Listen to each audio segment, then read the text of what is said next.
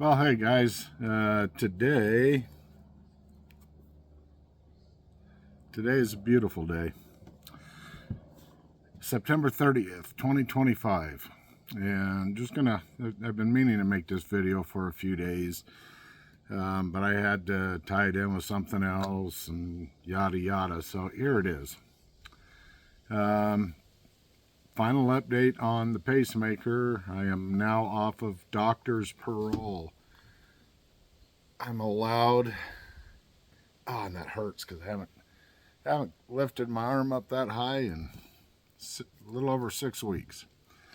But I'm off a doctor's parole, so I can start doing some stuff. I'm not going to start off real heavy, but I'm planning on here probably in about 2 weeks getting out and spending 3, 4, 5 days up on the mountain, just because.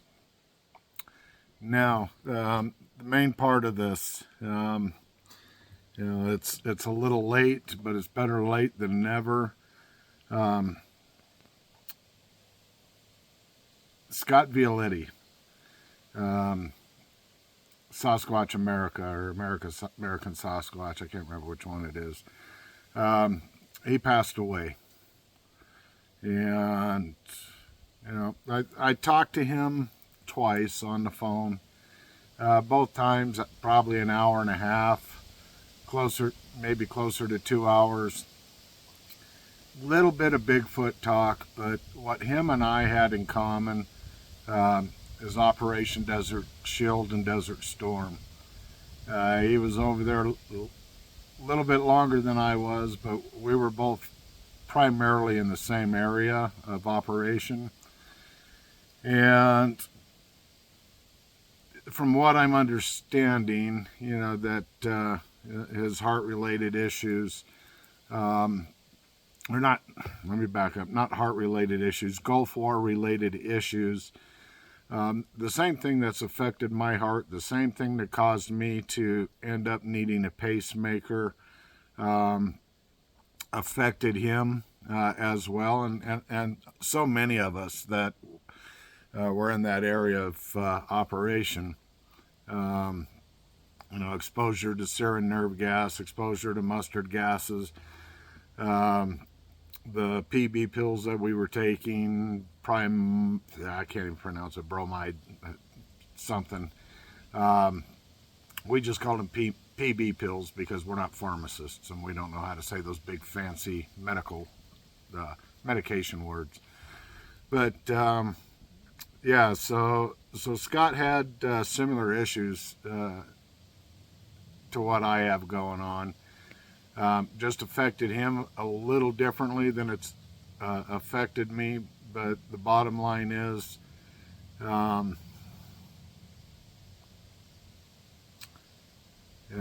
another one of us Desert Storm veterans that have died due to exposures and pills and vaccinations. God, man, him and I just, we had some deep conversations on this. One of those things, I wish I would have talked to him more, but he tied up in what he was doing, I'm tied up in what I'm doing, and things sometimes just slip by the wayside, and there it is. I'm grateful he's not suffering anymore.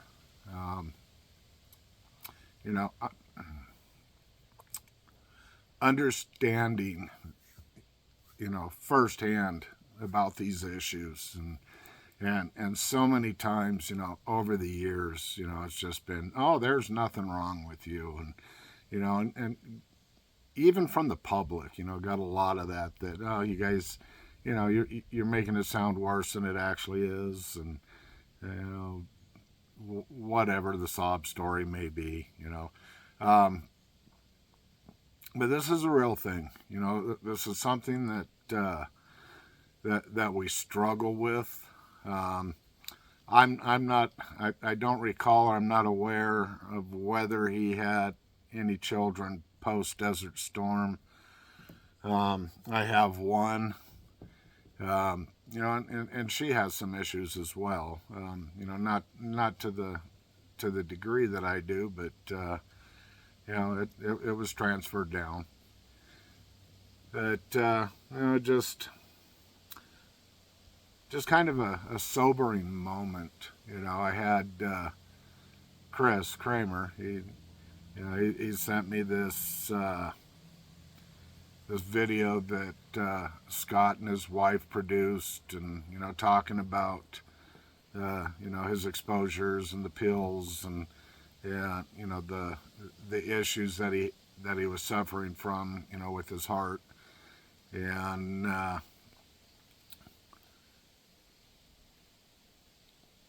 took me a few days. You know, it's stuff I got to process because it just hit so close to home.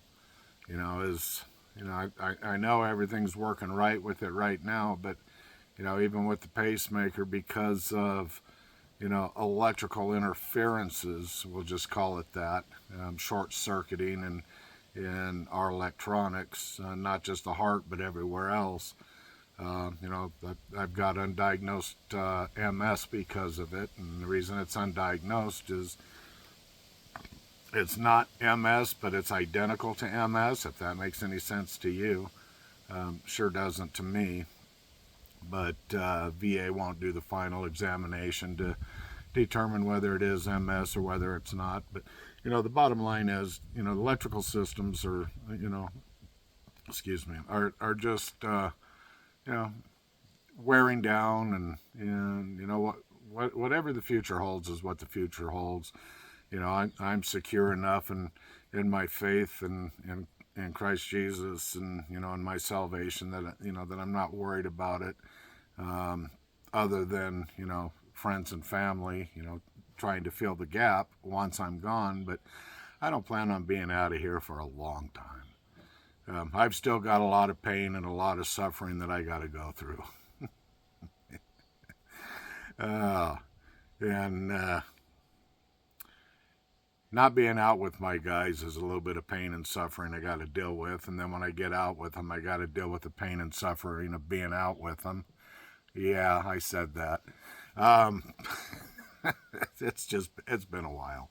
Oh man, yeah, we got to get out. But no, it's just, you know, I had to say something about Scott. You know, great guy. Um,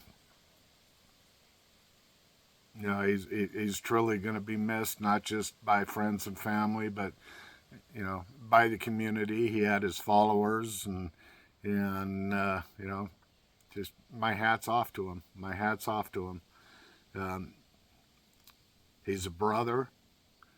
Um, he's a brother in Christ. He's a brother in combat. We chewed the same sand. You know, it's just another one's gone. Gone but not forgotten. So, as us veterans say, never forget. And with that, I'm going to kind of put this to a rest. I love each and every one of you. I'm so grateful for each and every one of you. I thank you so much for taking time out of your lives to, you know, to listen to me babble. I will be getting out soon. Please, please, please pay close attention to your surroundings. Be good to yourselves and be good to those around you. Stay safe. Peace out.